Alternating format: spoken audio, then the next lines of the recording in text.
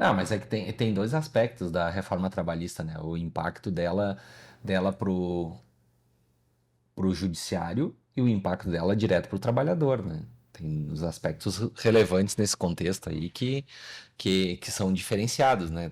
Qual é o teu ponto de vista sobre a mudança, né? O que ela mudou? Juridicamente, ela teve algumas mudanças.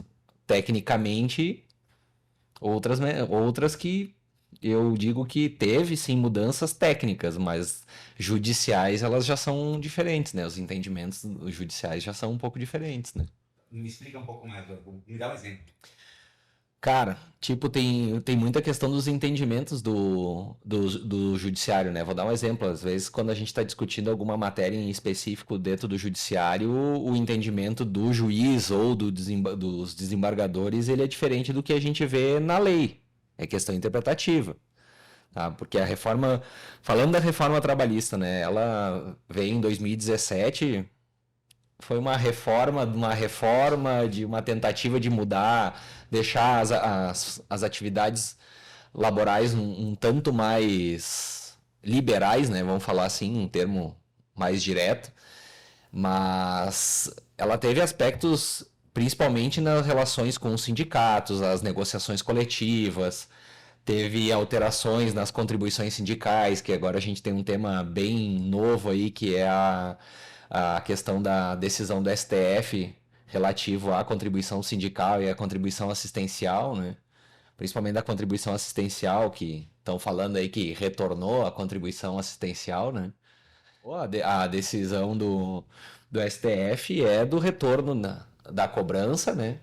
Claro, ainda existe a possibilidade do trabalhador se manifestar pelo não interesse do desconto, né? Vamos dizer assim que ela estava invalidada, a cobrança, né? Ela estava invalidada. Hoje o STF confirmou ela para que pudesse ser cobrado do trabalhador. O trabalhador tem a opção de se opor a isso, Ah, né? não era assim antes? Sim, era, mas ela não era obrigatória, né? Ah, Hoje ela é obrigatória e tu tem que dizer que tu não quer, né? então isso quer dizer que a maior parte não vai nem saber disso. É, por isso que é importante que as pessoas busquem informações sobre esse gênero e se manifestem que não tem interesse do desconto.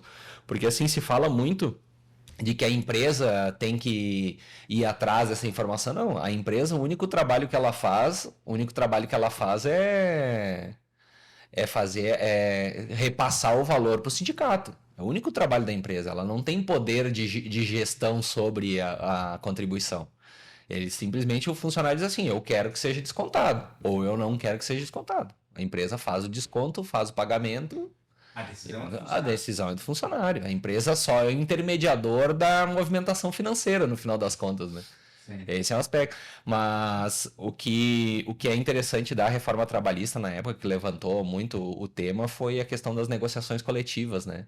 Que o negociado valeria mais do que o legislado, né? Ou seja, que as negociações coletivas elas acertassem, por mais que elas não seguissem uma regra efetiva da legislação da CLT, como um exemplo, né?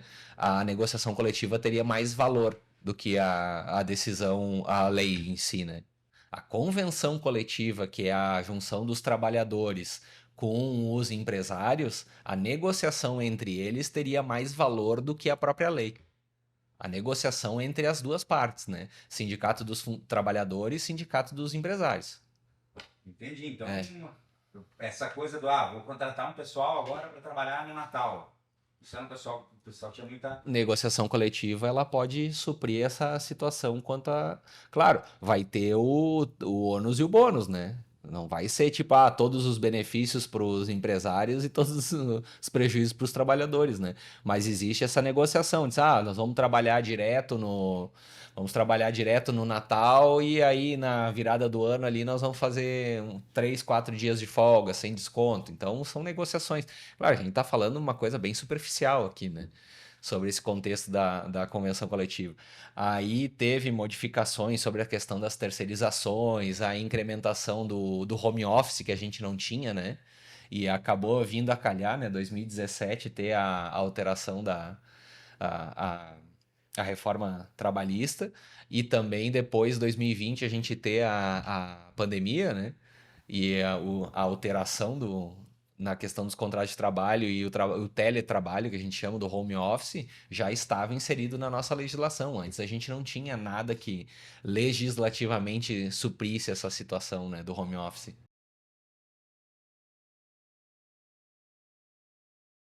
É só fazer uma alteração no contrato de trabalho do funcionário, porque pensa comigo, se ele anteriormente era um funcionário que trabalhava no local, por conta da pandemia, foi para o trabalho home office.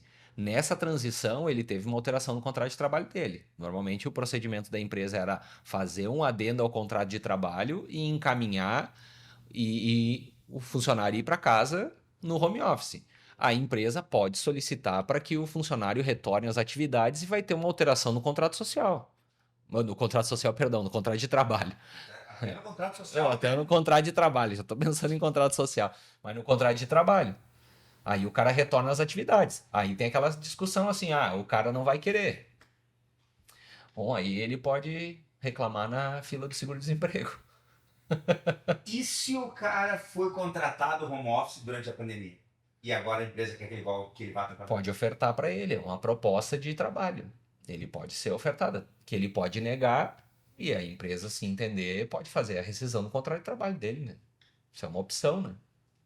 É aquela mesma coisa de tu ter vamos usar um exemplo, ter um funcionário trabalhando na tua unidade aqui em Bento e tu quer que o cara vá trabalhar lá em, sei lá, Árvorezinha. Árvorezinha, pode ser.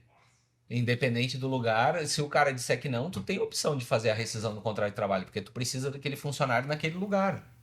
Isso é uma opção. E são essas coisas que a gente tem que entender de que não é uma despedida discriminatória.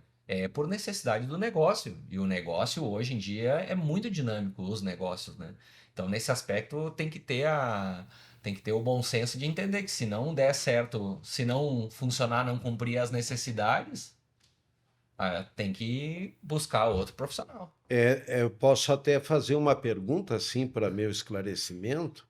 Isso quer dizer que nessa relação de emprego, pelo que eu ouvi, o empregador prevalece a ideia do empregador, o poder do empregador e trazer aquele empregado que estava em home office e trazê-lo para o presencial, para o trabalho. Prevalece ou a legislação protege o trabalhador? Nós não temos uma legislação específica sobre essa questão. É que a rescisão do contrato de trabalho é uma opção tanto do empregado quanto do empregador.